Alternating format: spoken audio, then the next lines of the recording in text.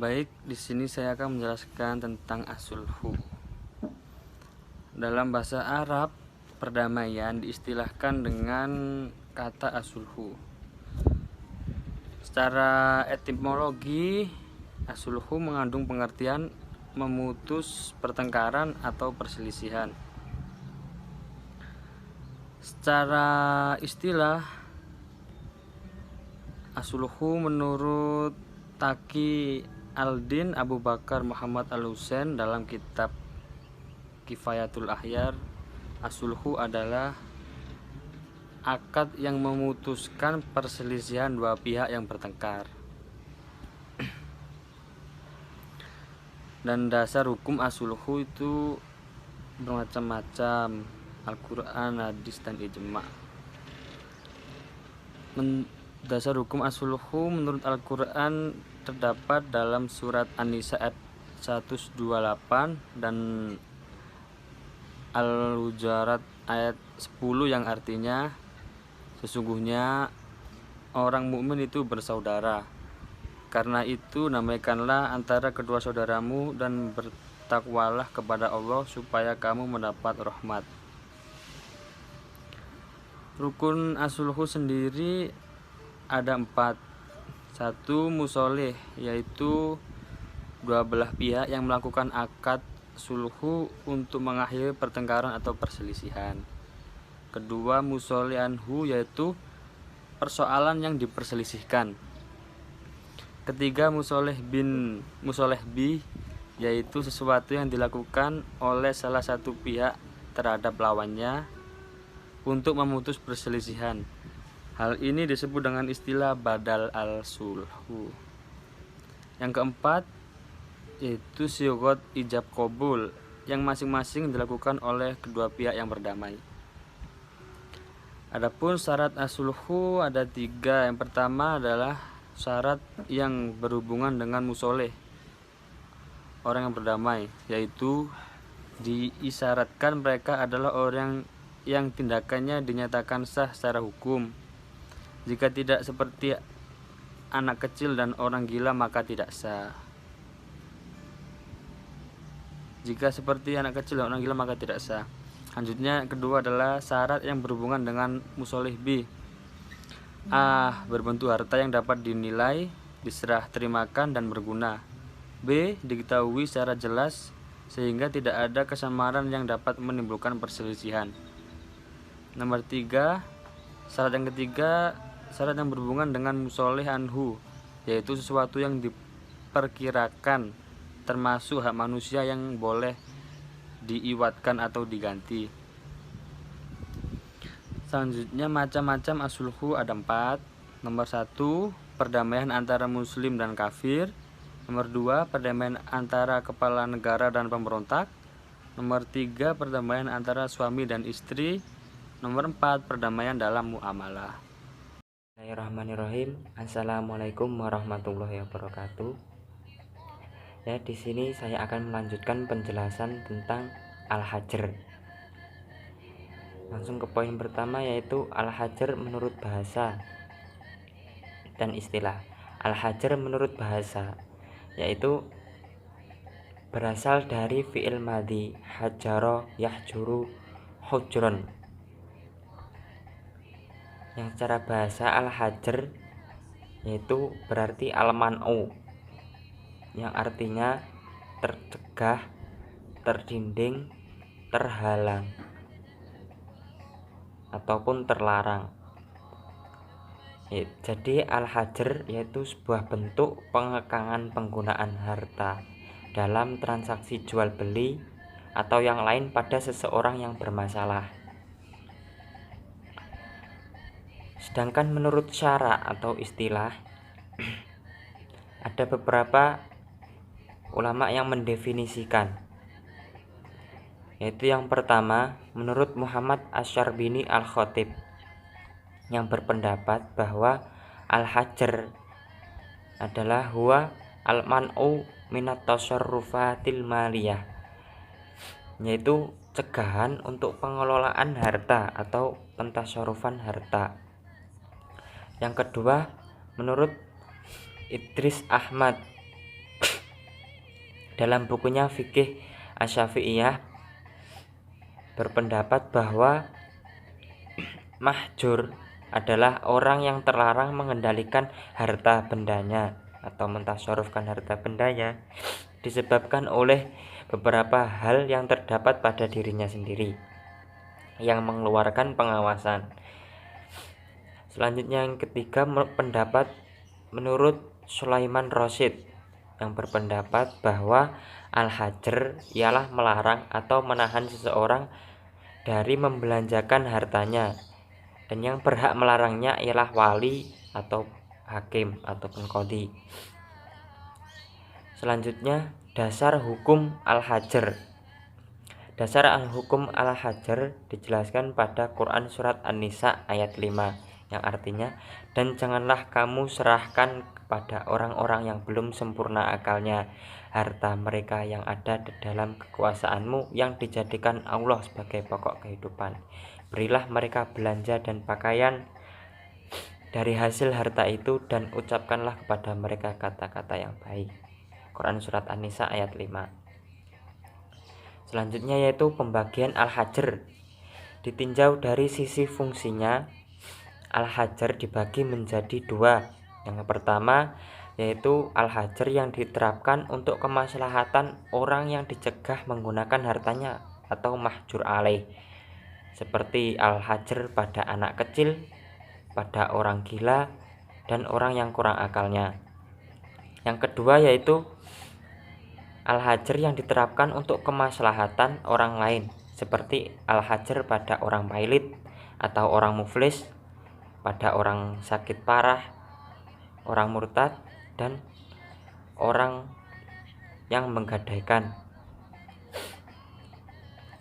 Selanjutnya yaitu tujuan al-hajr. Yang pertama, tujuan al-hajr yaitu dilakukannya guna menjaga hak-hak orang lain, seperti pencegahan terhadap orang yang utangnya lebih banyak daripada hartanya. Terus orang yang sakit parah, orang yang merungguhkan dilarang membelanjakan harta yang dirungguhkan, dan orang yang murtad.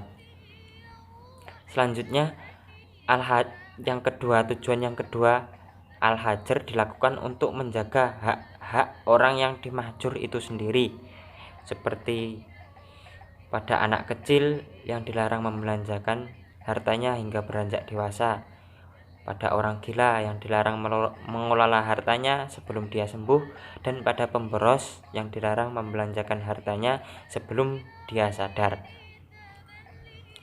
Selanjutnya yaitu sebab-sebab al-hajr. Sebab-sebab seseorang dicegahnya untuk mengelola harta atau mentasarufkan hartanya adalah sebagai berikut. Yang pertama yaitu orang yang di bawah umur.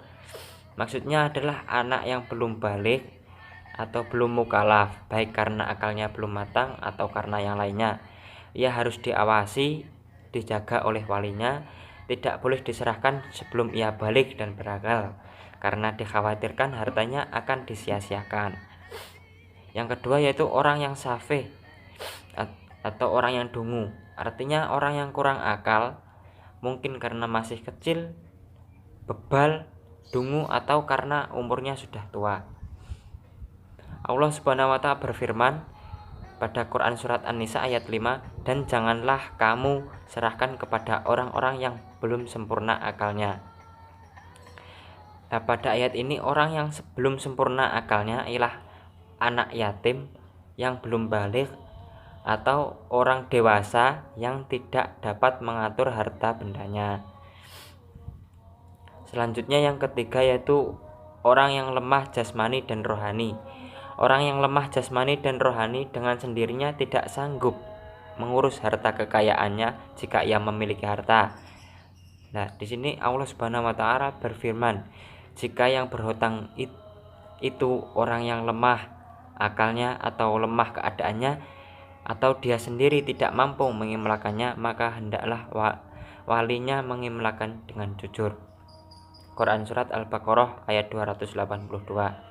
Pada ayat tersebut dijelaskan orang yang lemah atau orang yang tidak sanggup menuliskan tanggungannya, yang termasuk orang tidak mampu menuliskan bebannya adalah orang gila karena dia tidak sanggup mengendalikan hak dan kewajibannya. Selanjutnya yaitu hamba atau budak. Seorang yang menjadi budak tidak lagi berkuasa untuk mengurus hartanya sebab ia sendiri dimiliki oleh tuannya atau sayyidnya, dan berarti derajat budak atau derajat hamba itu sama dengan harta benda karena dia dapat dijual atau dibeli sebagaimana harta benda sehingga dia tidak berkuasa apa-apa. Selanjutnya yaitu orang yang sakit keras. Orang yang sedang sakit keras atau orang yang diduga sakit keras tidak akan sembuh dari sakitnya, tidak berdaya lagi untuk berbuat apa-apa. Bila dia memiliki harta tersebut berada di bawah tangan kekuasaan ahli warisnya. Di dalam Al-Quran juga diperintahkan untuk bagi orang-orang yang sedang mendekati ajal untuk berwasiat kepada ahli warisnya. Allah Subhanahu wa taala berfirman pada Quran surat Al-Baqarah ayat 180 yang artinya, diwajibkan atas kamu apabila seseorang di antara kamu kedatangan tanda-tanda maut, jika ia meninggalkan harta yang banyak, berwasiat untuk ibu, bapak, dan karib kerabatnya secara ma'ruf. Ini adalah kewajiban atas orang-orang yang bertakwa. Selanjutnya yaitu wanita yang bersuami.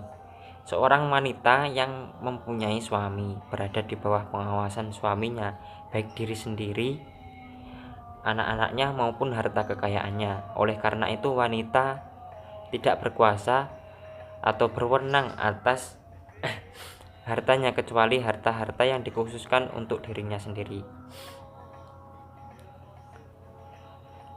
Selanjutnya yaitu orang yang murtad atau orang yang keluar dari agama Islam. Orang yang keluar agama Islam disebut juga orang murtad atau orang riddah, terhalang hartanya sebab dia sendiri berada dalam kekuasaan imarah Islam. Dia tidak berkuasa atas hartanya karena menerima hukuman menurut syariat Islam, yaitu hukuman mati atas kesalahan yang dibuatnya, yaitu meninggalkan keimanan kepada Allah Subhanahu wa taala. Dijelaskan dari Ibnu Abbas radhiyallahu an berkata bahwa Rasulullah SAW bersabda, barang siapa yang telah menukar agamanya maka bunuhlah dia. Hadis riwayat Bukhari. Selanjutnya yang terakhir yaitu orang yang muflis atau orang yang bangkrut. Orang yang muflis yaitu adalah orang yang jumlah utangnya lebih besar daripada jumlah hartanya. Dengan demikian semua hartanya berada di bawah pengawasan orang-orang yang memberikan utang kepadanya atau orang piutang. Rasulullah SAW bersabda, siapa yang mendekati hartanya yang asli yang belum berubah pada orang yang bangkrut, maka dia lebih berhak atas barang itu daripada yang lainnya. Hadis riwayat Bukhari dan Muslim. Ya, sekian penjelasan dari kami, kurang lebihnya mohon maaf. Wassalamualaikum warahmatullahi wabarakatuh. Assalamualaikum warahmatullahi wabarakatuh. Nama saya Roji Taufikur Rahman, akan melanjutkan materi mengenai taflis. Taflis atau bangkrut secara bahasa berasal dari kata falasa atau falisan yang artinya tidak mempunyai harta. Sedangkan secara istilah ialah keputusan hakim terhadap orang yang berhutang sebagai orang yang bangkrut yang menyebabkan ia terlarang untuk melakukan tindakan hukum terhadap hartanya. Para fuqaha mendefinisikan taflis adalah orang yang banyak hutang dan tidak bisa membayar hutangnya sehingga hakim menyatakannya bangkrut. Nah, orang yang pailit ini disebut dengan muflis.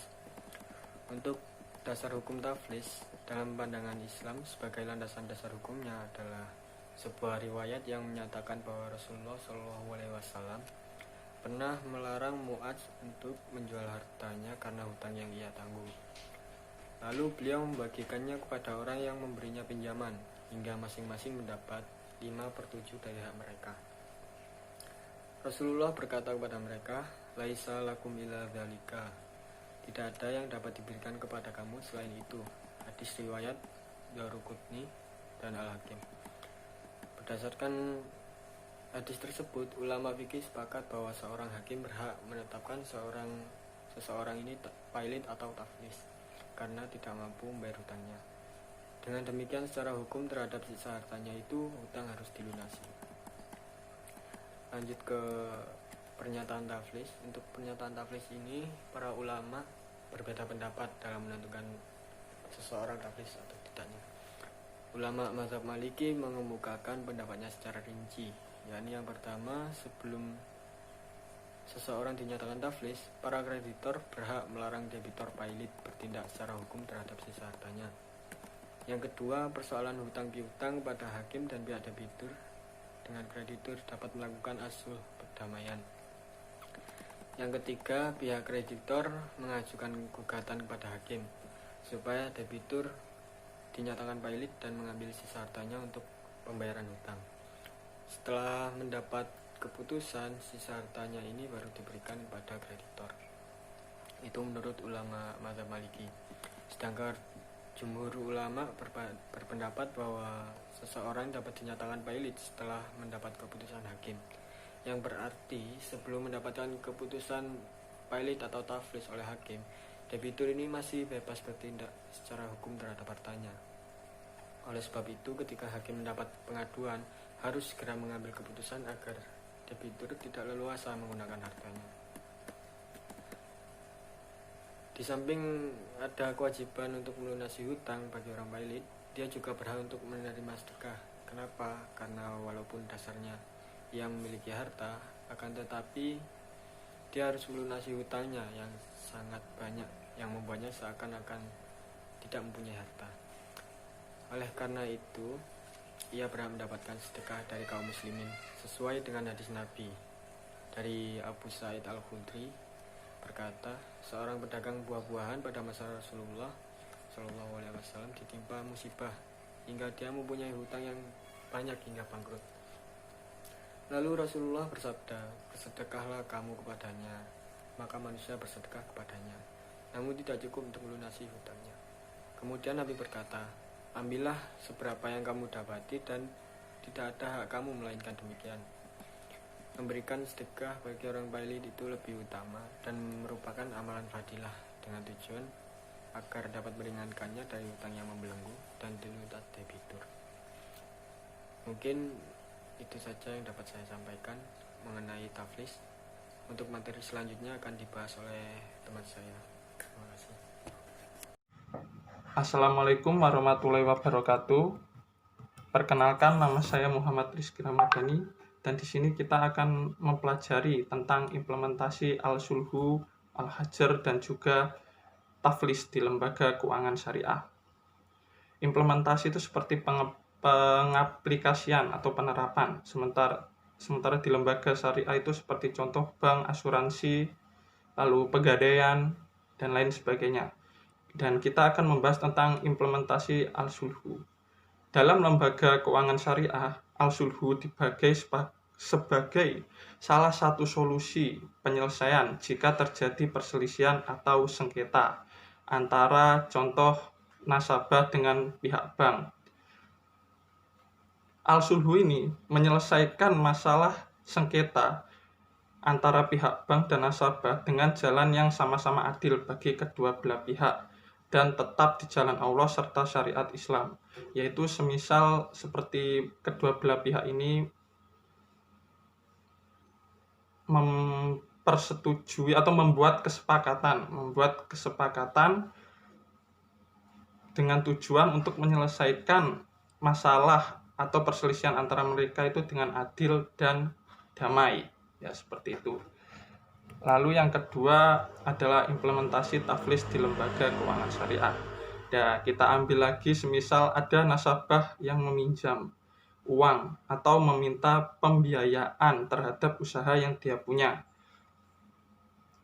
yaitu meminta pembiayaannya kepada bank dengan tenggang waktu pengembalian yang disepakati oleh kedua belah pihak.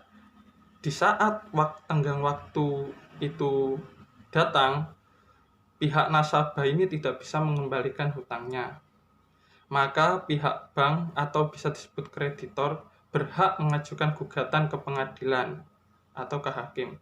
Jika syarat-syaratnya terpenuhi, syarat-syaratnya itu seperti orang itu nasabah itu memang terbukti hutangnya banyak dan hartanya tidak mencukupi untuk melunasi hutangnya, lalu si nasabah ini dituntut, seperti itu syarat-syaratnya. Dan saat itu juga hakim yang memutuskan, maka nasabah tersebut dinyatakan pailit dan taflis pada saat hakim itu memutuskan si nasabah taflis. Lalu yang ketiga adalah implementasi al-hajar di lembaga keuangan syariah. Ya, semisal ada seorang nasabah yang terkena sengketa pailit atau taflis dengan lembaga keuangan syariah, yaitu kita ambil lagi bank, dan nasabah itu dinyatakan sebagai muflis. Muflis itu adalah orang yang pailit atau taflis. Maka di saat seorang nasabah itu menjadi muflis, maka al-hajar berlaku, yaitu pengekangan harta terhadap si nasabah itu sendiri. Maka ia tidak boleh menggunakan sisa hartanya tadi demi menjaga hak-hak dari pihak kreditor, atau di kasus ini yaitu pihak bank yang menghutanginya. Ya, mungkin itu saja yang bisa saya sampaikan. Kurang lebihnya mohon maaf. Wassalamualaikum warahmatullahi wabarakatuh.